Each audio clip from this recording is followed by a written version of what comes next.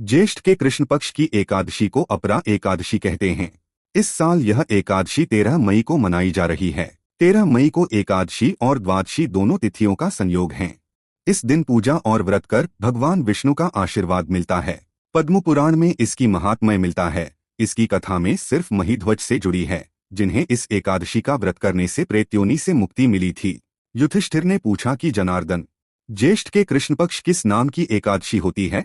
मैं उसका महात्म्य सुनना चाहता हूँ, उसे बताने की कृपा करें। भगवान श्री कृष्ण बोले, राजन, तुमने संपूर्ण लोगों के हित के लिए बहुत उत्तम बात पूछी है।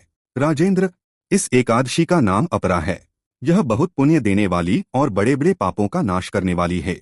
ब्रह्महत्या से दबा हुआ, गोत्र की हत्या करने वाला, गर्भस्थ बालक को मारने वाला परनिंदक पुरुष भी अपरा एकादशी के व्रत से निश्चय ही पाप रहित हो जाता है। जो झूठी गवाही देता, मापतोल में धोखा देता, बिना जाने ही नक्षत्रों की गणना करता और कूटनीति से आयुर्वेद का ज्ञाता बनकर वैद्य का काम करता है, ये सब नरक में निवास करने वाले प्राणी हैं। परंतु अपरा एकादशी के सेवन से ये भी पाप रहित हो जाते हैं। यदि क्षत्रिय क्षात्र धर्म का परित्याग करके युद्ध से भागता है तो वह क्षत्रियोचित धर्म से भ्रष्ट होने के कारण घोर नरक में पड़ता है। जो दिव्य विद्या प्राप्त करके स्वयं ही गुरु की निंदा करता है, वह भी महापातकों से युक्त होकर भयंकर नरक में गिरता है। किंतु अपरा एकादशी के सेवन से ऐसे मनुष्य भी सद्गति को प्राप्त होते हैं।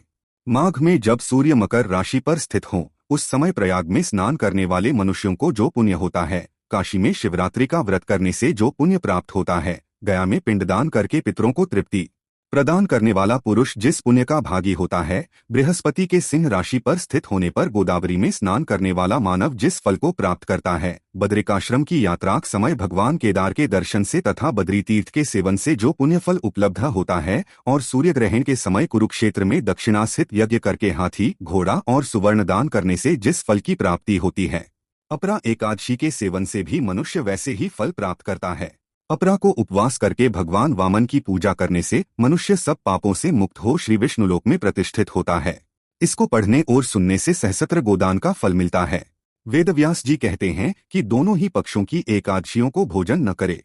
द्वादशी को स्नान आदि से पवित्र हो फूलों से भगवान केशव की पूजा करके नित्यकर्म समाप्त होने के पश्चात पहले ब्राह्मणों को भोजन देकर अंत में स्वयं भोजन करे। ज्योतिषाचार्य विमल जैन ने बताया कि प्राचीन काल में राजा महिध्वज थे। वह धर्मात्मा थे। उनका छोटा भाई वज्रध्वज क्रूर और अधर्मी था। वह उनसे द्वेषभाव रखता था।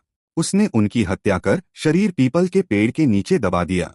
अकाल मृत्यु से राजा महिध्वज प्रेतात्मा हो गए। पीपल के पेड़ पर उनका वास था।